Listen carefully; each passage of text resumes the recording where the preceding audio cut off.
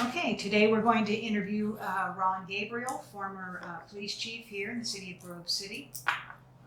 The date today is June 14th, 2023. Okay, Ron, can you give us your full name? Ronald Roy Gabriel. And would you give us your birth date? June 15th, 1938. All right. And were you born here in Grove City or in Columbus? Columbus, okay.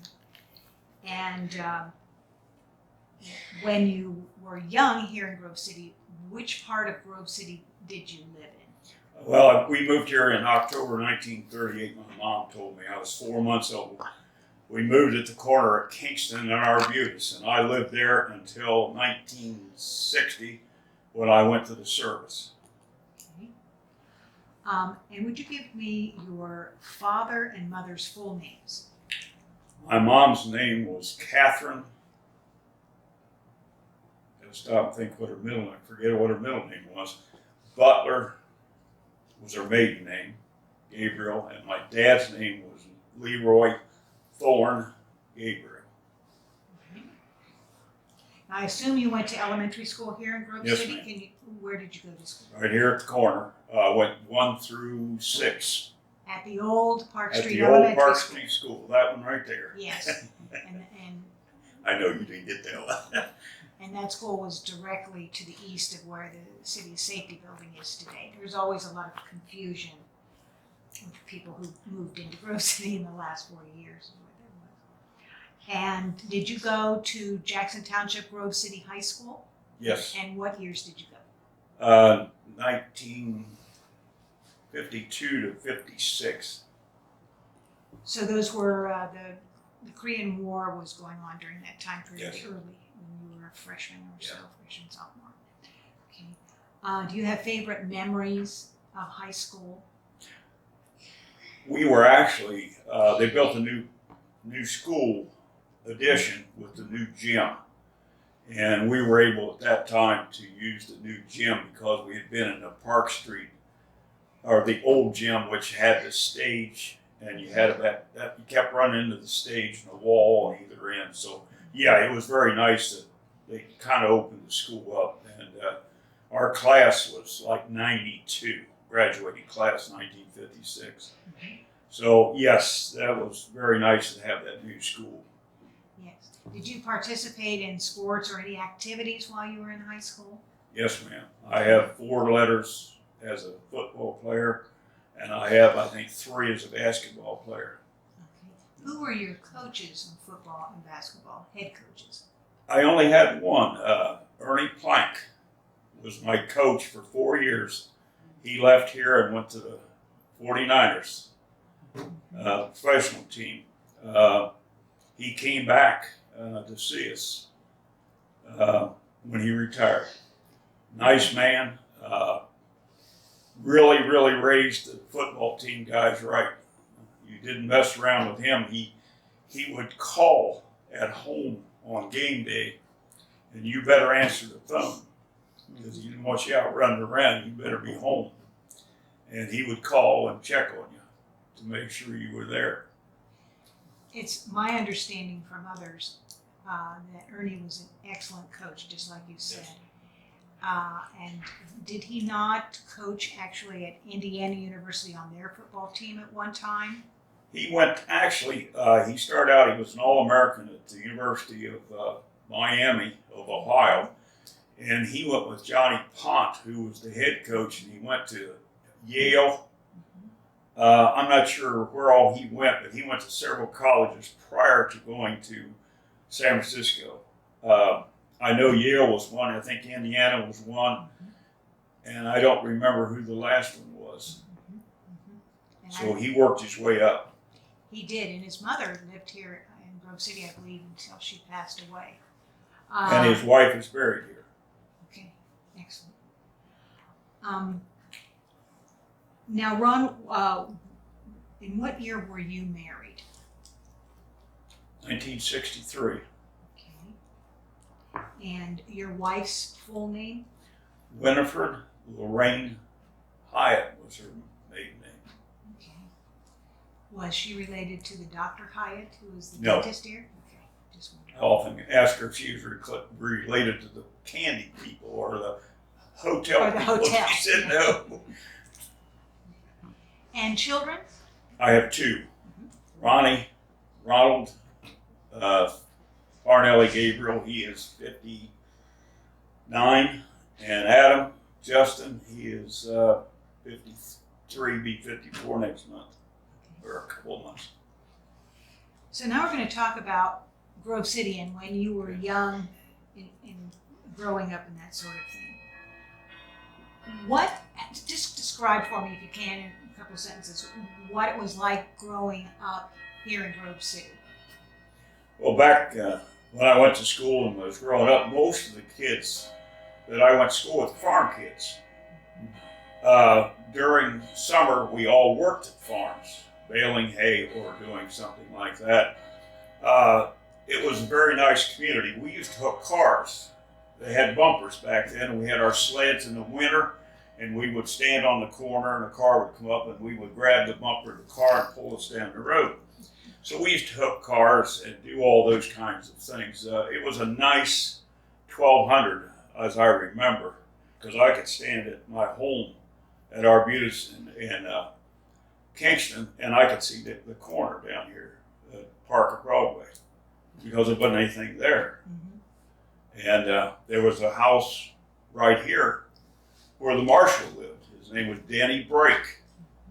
And then over here was the firehouse and the police department. And of course the old mayor's building. And that was the police department when I first started here. Rather old. Right. That's for sure. Did you ever bale hay with a bunch of Oh, guys? yes. Okay, describe that process for me. What they used to do with us, they would give us $1 a day and lunch. Well, when you ate at the farm for lunch, you had 3 or 4 different kinds of meat. It was like a top restaurant. And we would bale hay when we were about 11, 12, 13. But they paid us $1 a day, and we worked either the wagon or we put it up in the barn. We picked strawberries by the quart.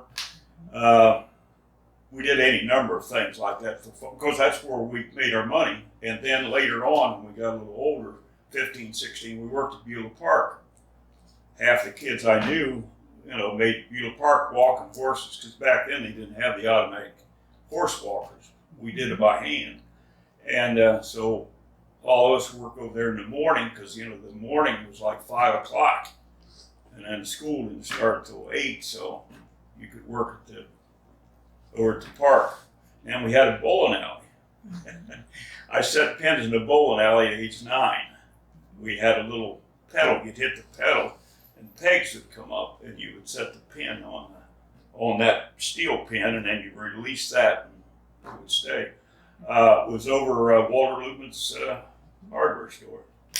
Is that what they call duck pins? Duck pins, small ball, about like that. Yes. No holes in it. They used to just throw them. And we had a guy named Ted Ray who lived down here on Park Street. Ted was a big guy. And he would throw that thing, and if he hit the head pin, everybody would duck. We'd go over the back and get down behind, because we knew that pin was coming, because he really threw that ball hard. We got 10 cents a game. Wow. And the reason I know 9 was 9, see, back then when you started working, you had to have a Social Security number. So you got your Social Security number, and you got a job, or you didn't get the job. So I got my Social Security number, I think, when I was 9. Excellent. Now That they was- give them to you when you're born. Exactly. Yeah, that was unusual back then to have a Social Security Yeah. number at 9. All the kids I knew had one, because we all worked. Now we're going to spend a few minutes talking about the police force. Before we talk about that, did you have a job before you joined the police force? No, actually, I came out of the service December of '62. A friend of mine, I took the. I shouldn't tell you how this happened, but anyhow, I was quite a wild kid. Okay, I came home from the service, A girlfriend of mine had a 56 Chevy. And I was over to the mailbox, or the post office, which was on Grand Avenue at the time. And as usual, I was showing myself. And the policeman stopped me. And he walked up and he said, "Oh, no, not you." And he said, "When did you get back?" And I said, "Well, I've been back about 2 or 3 days. This is around Christmas time." And he said, "Well, I got you for this, this, this." He said, "Now, I'll tell you what I'm going to do." He said, "I'm tired of chasing you." He said, "We're giving a test for police officer." He said, "You go down and take the test and pass it, and I will not give you these tickets." I said, "That sounds fair." So I went down, took the test, passed it, and they hired me. Excellent. And what year was that again? 1963. 63. I went to work December 15th, 1963. 60 years ago. Almost. What would you guess was the population back in 1963? We were probably, I'm going to guess around 18,000 maybe, or less. I'm not really sure on that It might one. have been less. I think probably was less. And the boundaries of the town,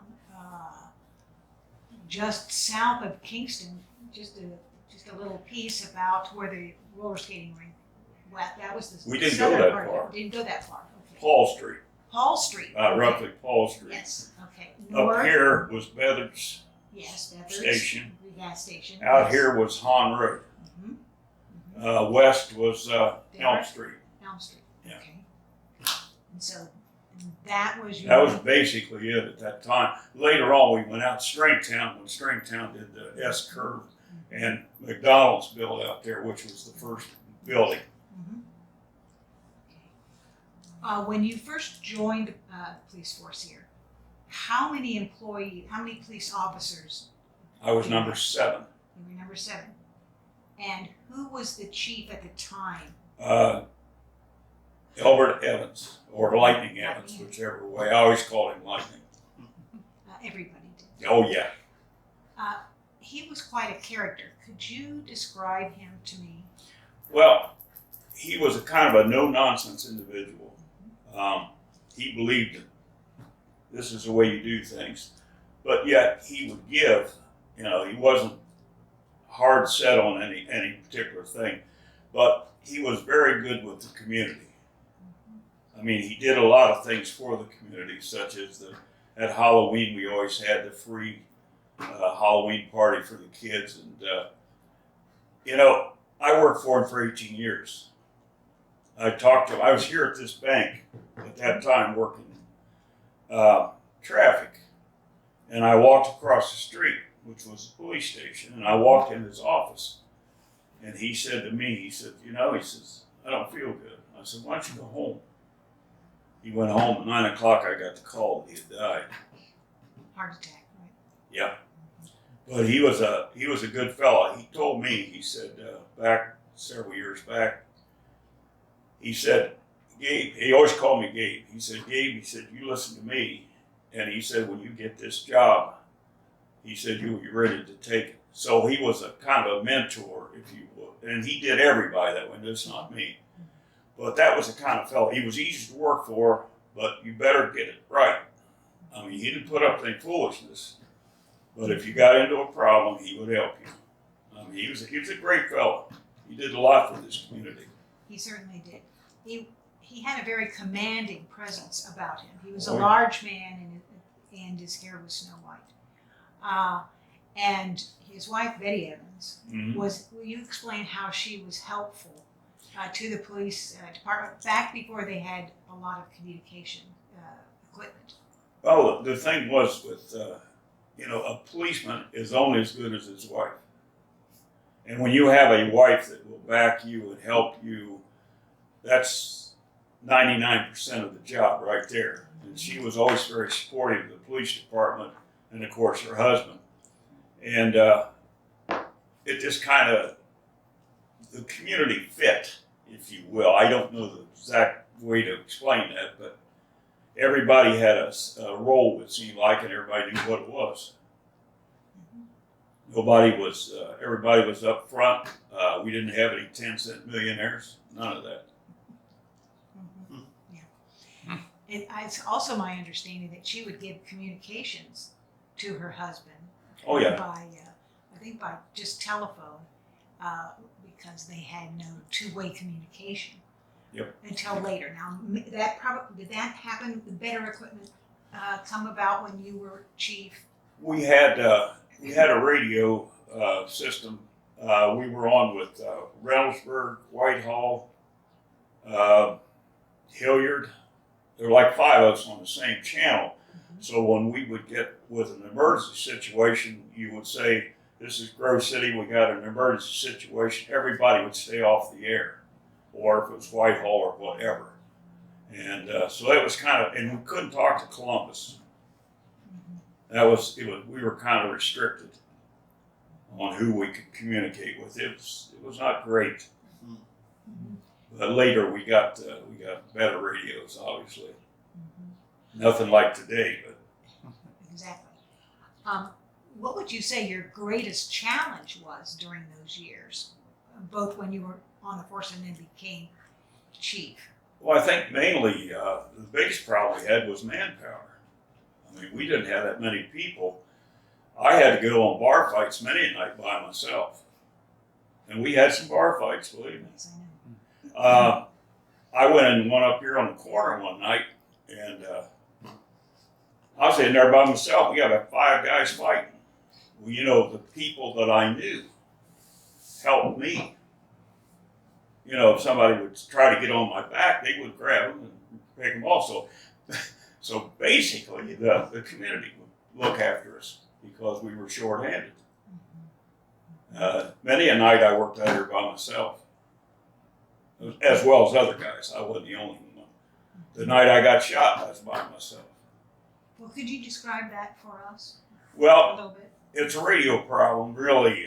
We got a call from Columbus. They were chasing 3 guys in a car who had robbed 4 places in the city of Columbus. And they were going down 104, so I'm by myself. I had a guy working radio, obviously, and he said, got a car going southbound. Got 3 guys in it, 4 robbery suspects. And so I get down. At that time, Columbus was having the Fairlane, the small, medium price or medium sized car. And we had the big car that would run. So I saw the car go by, and I saw Columbus way back here, and I said, well, shoot, I can catch him. So I turned on 104 headed south, and I hit that dip. And when I hit that dip, started up that dip to White Road, I was running about 115, and the guy leaned out the back window and cut loose with a carbine. And I had holes showing up everywhere. But the sting, running that fast and that bullet coming through, the glass hit me in the face. And it stung just like, it stick needles in your face. Well, I could see because I had glasses on. It's the only thing that saved me. And the bullet went right across my shoulder. The bad radio saved me. Had I been setting up, the bullet got me right in the neck. I was leaning over to hear the radio because of the noise and as fast as I was going. And that's the only thing that saved me. I was asked many, many times, were you scared? And I said, no. And they said, I said, look, I'm not Superman. I don't have any F's on my chest. I had a wife and a year-old son, depending on me, right?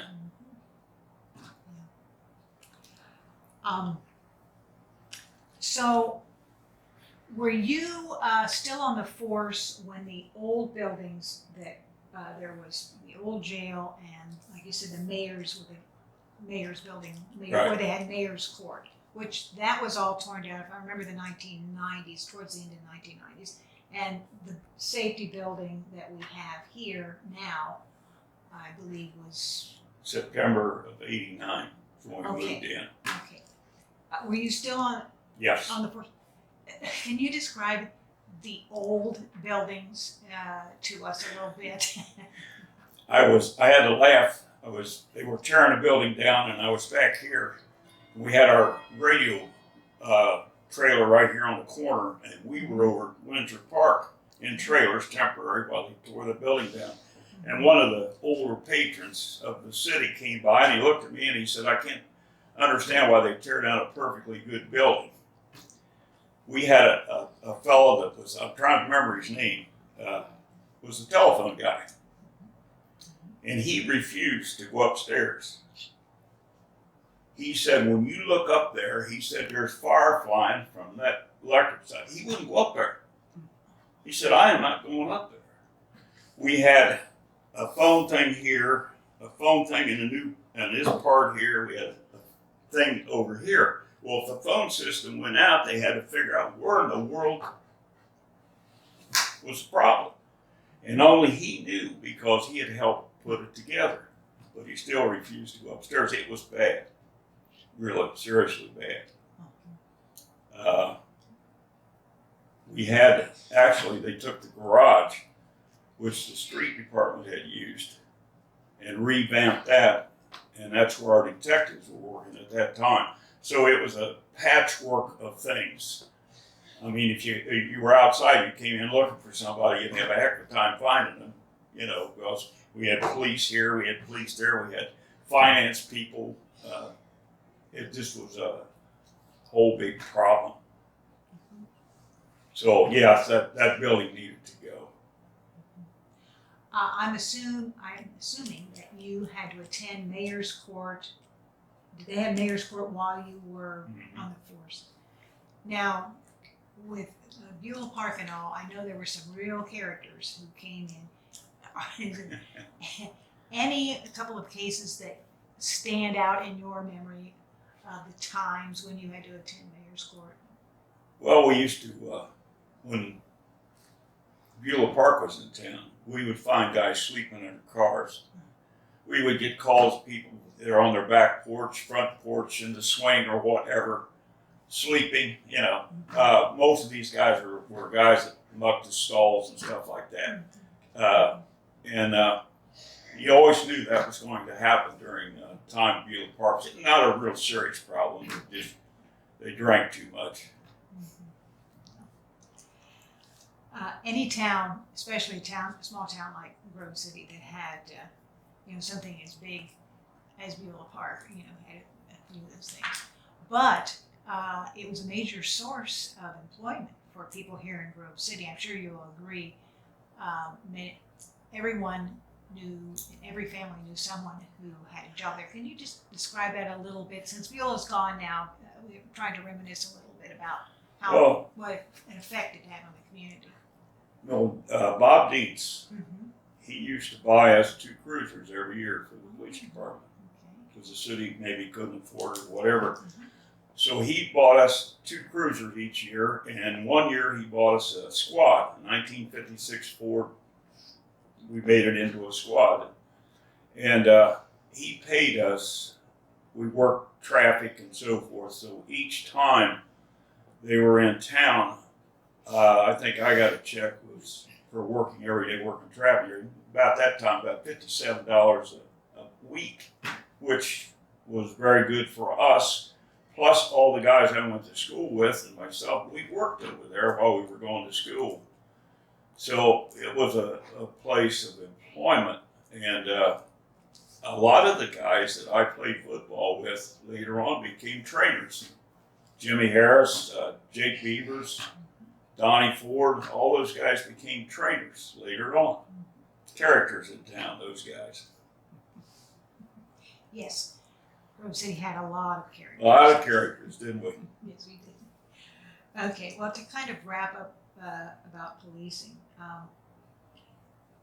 is there anything you would do differently if you could transport yourself back to when you were on the force? Is there anything you could think of that you might have done differently or not? It was a totally different world then. It was a changing world. A lot of things had changed in 1966. From the Supreme Court, we had to advise people of their rights. That all came down in 1966. So you had a change. It was a big change gradually changed during the time that I was there. I was there from 81 until, as a chief from 81 to 90. And there were a lot of things changing up to 90. I think we had the first computer. We got a computer system. Way back when, it wasn't anything like they have now, but we did have a computer. Yeah, there were a lot of things. And would I change anything? I don't think so. I tell you why. We had a council, and they would come to my office, or I would go to them, and we would discuss things relative to what would happen with traffic.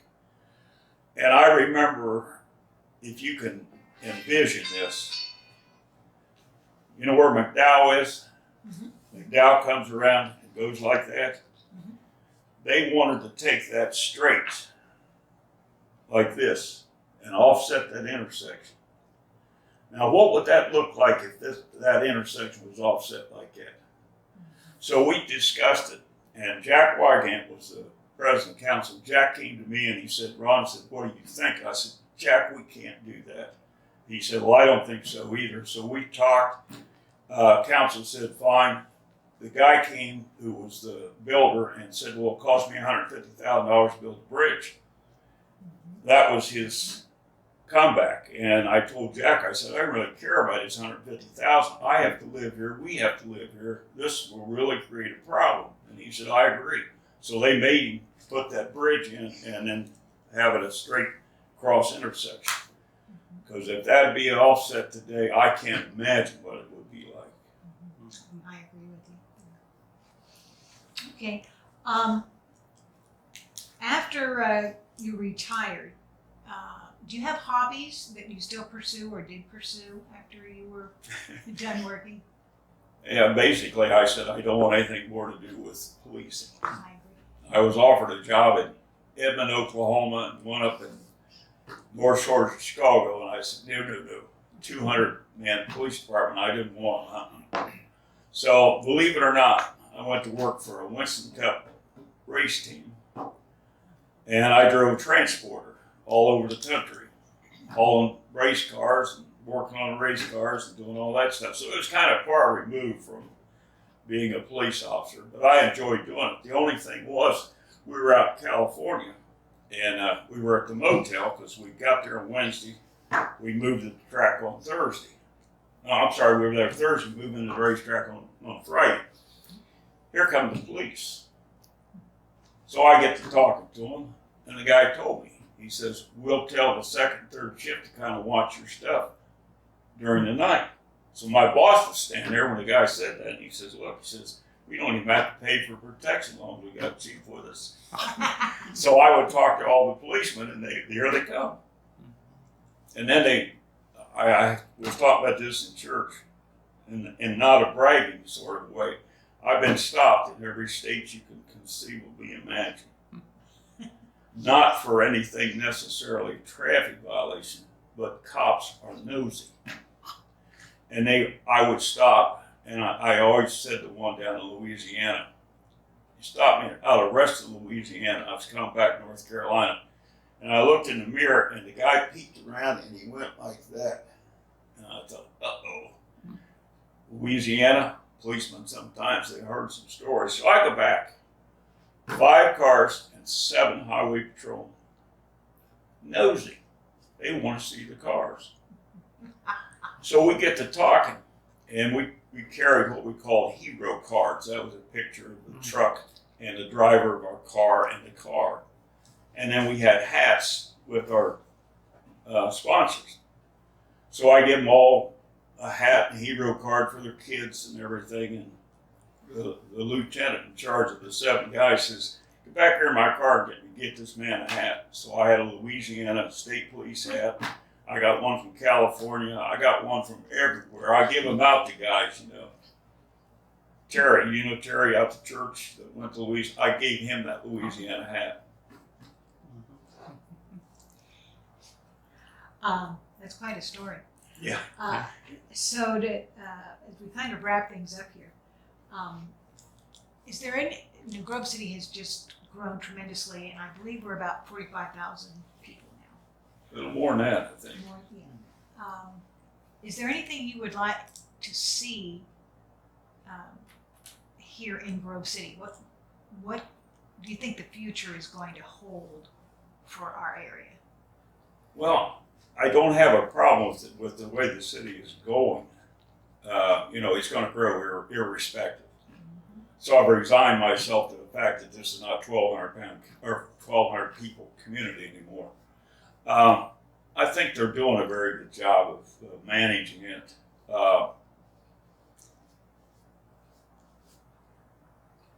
I think it's safe, and I attribute that. They have a young fellow now that's the police chief, Eric, and he's a good man. And I think the police department's in the right direction. So, the only thing I have a little problem with apartments because I can tell you with reason I do, 2965 D. David. That's an apartment that I used to run on every Friday night I'd run on. So they create problems, but I realize we have to have them, and as long as they are not cheap apartments, as long as they keep them up, that's what always worries me is, and if you go over there on Georgesville Road and take a look back here, and that's what happens when the only thing you want is the rent. You have that kind of thing, boarded up windows and shootings. And just talked to a fellow the other day. He worked as a maintenance man out east Columbus, and he said, I worked in a shooting gallery.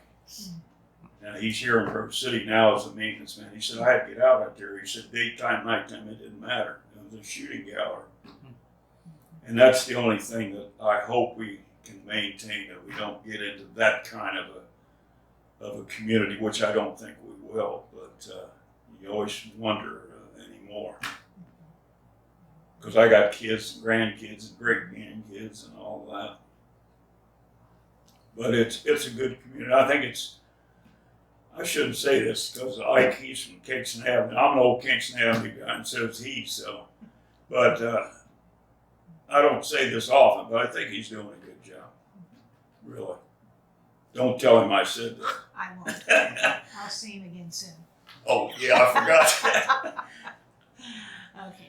Does anybody else have a question for Ron before we wrap Well, up? yes, the Buckeye Ranch has been a prominent piece here in Grove City, and of course they had a professional tennis tournament there that you probably provided security for. Any memories with their founder or the ranch and the tennis tournament and celebrities that would come through here? Bill Cosby was here, and he did quite a job. He had those ladies. How that all came about, he got those ladies up there in North Arlington. And they funded that thing. And I'll tell you, it was a good place when he was there. Did a lot for these kids. We very rarely ever got a call out there. Very rarely.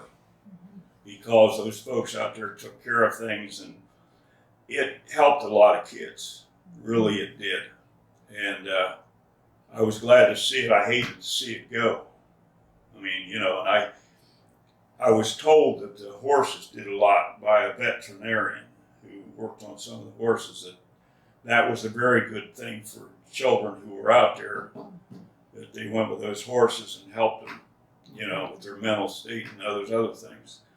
And, that is a problem I see worldwide, or at least around here, is mental illness. It's a terrible problem. And I don't think everybody's awake to the fact that we have a lot of that. And that worries me. We have these shootings going on, and you start looking back in the background, you'll find out that there's some mental illness somewhere along in there. It's not the guns, we gotta figure that out somehow. And I'm not sure how to do that. I'm not that smart, but we've got people working on it, and I think they're making headway. But it's a serious problem. We probably should note that the founder of Buckeye Ranch was Les Bostic. Yes, Passed I'm along. sorry. I just wanted to mention that so we make sure to get Les into was that a in good history. guy. He was a good And guy. his wife was taught school, Head Start. and she taught all those kids that were going along pretty good. The best of the best, you might say. Good people, very good people. Absolutely. We've had some of those. We've been fortunate. Trouble is, they're all old like me. I'll be 85 tomorrow. Is that right? Well, Yeah. congratulations. Yeah, I made it. When I was in school, they said I wouldn't make 25 because I was wilder than a March hare. You know, but we laugh about that, and I do. But you know, I want to tell you, when I was out there on the street, ornery kid. I didn't destroy things. Just ornery kid getting into everything. When I became a police officer, I had those kids that did what I did. You don't take them to court. You don't do all that stuff and start a record. Those kids today, if I see them, they're all adults. They will call me Mr. Gabriel still to this day because the thing I tell these policemen, do not call people names. And I would ask a kid, I don't care if he's 5 years old, I'd say, what's your name? And you want me to call you John or you want me to call you Mr. Smith? And most of the kids at first would say, well, call me Mr. Smith. So I would call him Mr. Smith. Then pretty soon they'd look at you and say, well, you can call me John. And it worked. Well, when I hired people, I wanted a guy who had been up and down the road, not in jail or all that kind of stuff, because I don't want to hire a guy that had a halo. Because now he is taking his standard of the halo and he's applying it to everybody out there on the street. And you got a problem. That creates some severe problems for the community, for the police department, because he's out there corrupting the world, he thinks. So I always liked the guy that been up and down that road a little bit. He understood. Any other questions? Fire away. No. I'll ask a question. Could you imagine yourself policing in this day and age? Could the Ron Gabriel of the 1960s be policing today with the culture, the society, the rules, the laws, the challenges, the technology? No. And a short answer, no. And I shouldn't say this, but you know, when I had somebody was talking to them, I never responded when somebody called me an MF. And I said, this is my name and this is my rank. Now, you can call me either, but I'm not that. And if I got real smart, and I'd smack him right there in the head, I had what I call Mr. Porter. I carried a blackjack bit that long. I carried it right here I had a pocket. And when they called me that, we have what we call, I'd say, you have met Mr. Porter, we have a attitude adjustment. And I could do that. Now I couldn't do that. Because I respected them, I expect them to respect me, or my uniform, not me, but my uniform. And if I didn't get that respect for that uniform, then we have to go to the second step and introduce him to Mr. Porter.